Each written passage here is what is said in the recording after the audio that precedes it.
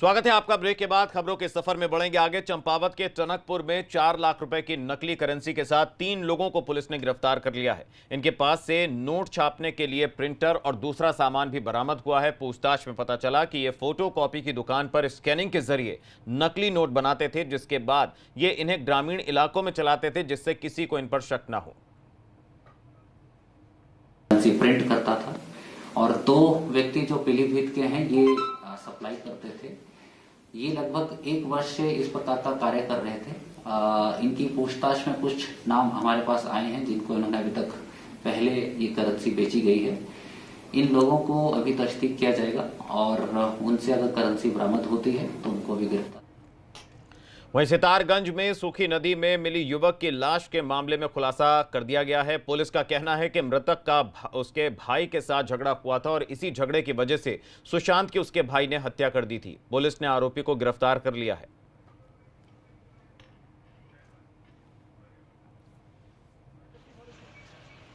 वहीं कोरोना काल में मार्च से बंद बड़ी उत्तराखंड परिवहन की बसें भले ही चलना शुरू हो गई हों, मगर बसों में सफर करने वाले यात्रियों की संख्या बेहद कम है। हर दिन 150 बसों का संचालन हो रहा है, जिसमें करीब 6000 मुसाफिर ही सफर कर रहे हैं। बसों का संचालन शुरू होने के साथ ही 67% किराया भी उत्तराखंड परिवहन ने बढ़ाया है। एक और जहां लोगों पर ज्यादा किराए का बोझ पड़ा है, वहीं कोरोना खतरे की वजह से भी लोग यात्रा करने से बच रहे हैं। ऐसे में बड़ा सवाल यह है कि परिवहन विभाग इस घाटे से कैसे उबरेगा। उत्तराखंड परिवहन निगम ने 25 तारीख से कुछ बसों का संचालन शुरू किया है। अभी लगभग हम 150 बसें पर डे चला रहे हैं, जिसपे हमें लगभग 6000 सवारी प्रतिदिन मिल रही है, जो हमारी सामान्य संख्या से बहुत कम है। और जैसे जैसे सवारियां बढ़ेंगी हम अपनी बसों की संख्या भी बढ़ाएंगे।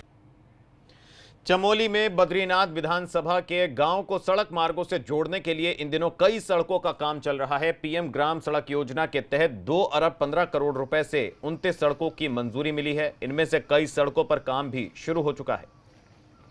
2 अरब 15 करोड़ रुपए में हम लोग 29 सड़कें, 10 सड़कें पोखरी विकासखंड की, 9 सड़कें दसोली विकासखंड की और 10 सड़कें जोशीमठ विकासखंड की हम बनाने में सफल हुए, जिनमें त्वरित गति आजकल काम चल रहा है। इसके अलावा 41 करोड़ रुपए की माध्यम से मैंने PWD की जो प्रथम चरण की सड़कें थी उनकी भी मंजूरी मैंने दिलाई। और मैं विश्वासपूर्वक कह सकता हूं कि जोशीमठ विकासखंड जो सबसे 2000 सड़कों की बहुत ज़्यादा मांग थी, आज लगभग वहाँ के अधिकतर गाँवों को सड़क से जोड़ने का ही काम हुआ है।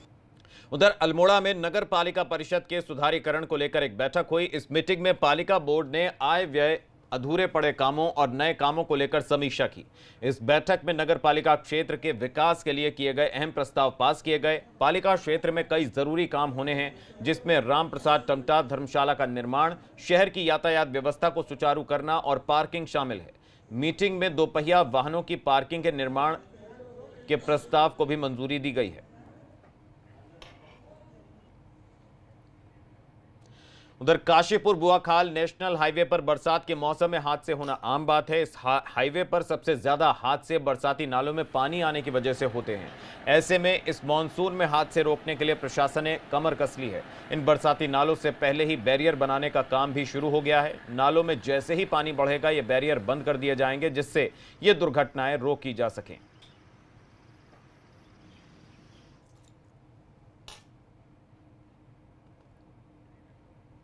और इसी के साथ उत्तराखंड प्राइम में अभी के लिए बस इतना ही। एबीपी गंगा पर खबरों का सिलसिला लगातार आगे भी जारी है। लवी गुंबर को दीजिए इजाजत। देखते रहिए एबीपी गंगा, खबर आपकी, जुबान आपकी।